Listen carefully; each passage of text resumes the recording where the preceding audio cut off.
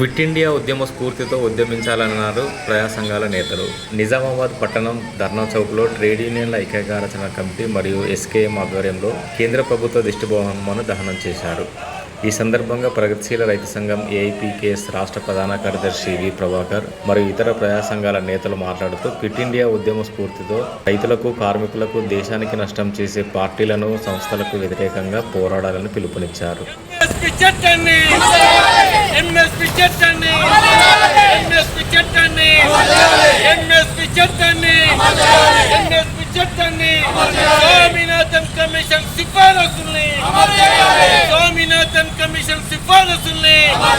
రైతు వ్యతిరేక మోడీ సర్కార్, రైతు వ్యతిరేక మోడీ సర్కార్, రైతు వ్యతిరేక మోడీ సర్కార్.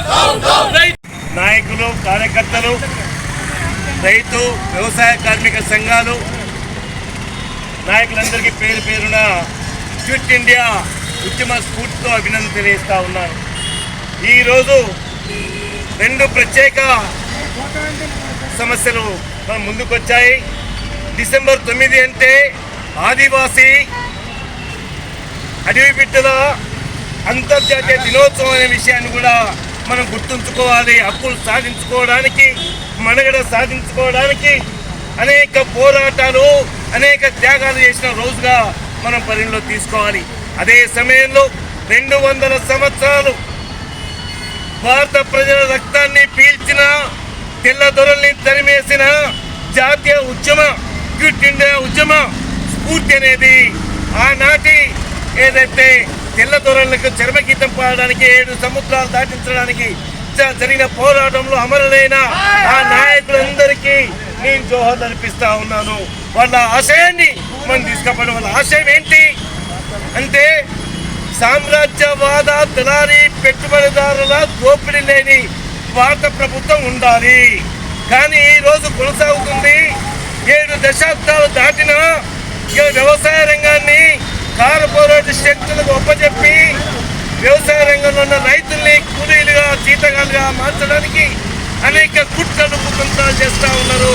అదే సమయంలో విదేశీ పెట్టుబడిదారులకు 5% పన్నుల్ని ఇలా మినాయించారు. దాన్ని ఉపసంహరించుకోవాలి అని చెప్పేసి కూడా ఈ సందర్భంగా నేను డిమాండ్ చేస్తూ ఉన్నాను.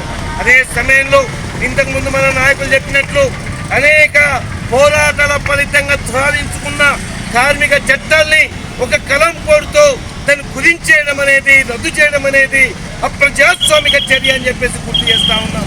అదే సమయంలో హిందూ పార్లమెంట్లో ఏదైతే రాతపూర్వకంగా వ్యవసాయ రంగానికి రాసిచ్చిన హామీ పత్రాన్ని గంగలో పెట్టి ఈరోజు ఆత్మహత్యలకు పురిగొల్పుతున్న మోడీ షా సర్కారుని, వీళ్ళ కార్పొరేటివ్ శక్తులకు ఊడిగం చేస్తున్న మోడీ సర్కారుని 7 సముద్రాలు దాటించాల్సిన అవసరం ఉంది కార్పొరేట్ కంపెనీలు అని చెప్పేసి ఈ సందర్భం కనీస ఆఖరికి చివరికి వ్యవసాయ రంగానికి పరిశోధనలు కూడా మన విదేశీ కంపెనీల మీద ఆధారపడుతున్నామంటే మన దేశ ప్రభుత్వం ఏ స్థితికి దిగజారిందో మనం ఆలోచించాలని చెప్పేసి ఈ సందర్భంగా నేను గుర్తు చేస్తా ఉన్నాను.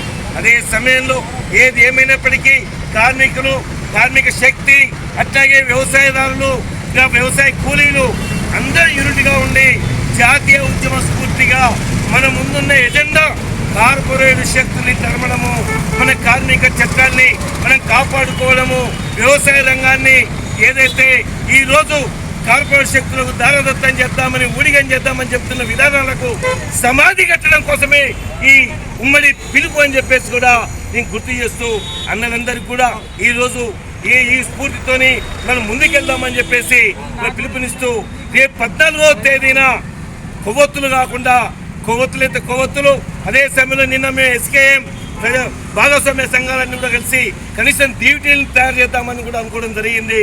పెద్ద ఎత్తున ఉమ్మడిగానే చేద్దామని చెప్పేసి కూడా మీ అభిప్రాయాన్ని మేము గౌరవిస్తూ అందరం కలిసి చేద్దామని, ఇద్దరు విజయవంతం చేద్దామని చెప్పేసి కూడా కోరుకుంటూ ఈ అవకాశం వచ్చి మీ ట్రేడ్ యూనియన్స్కు, రైతు సంఘాలకు, వ్యవసాయ కార్మిక సంఘాలకు ఎస్కేఎం తరఫున ఉద్యమ అభిప్రాయం తెలియజేస్తాము.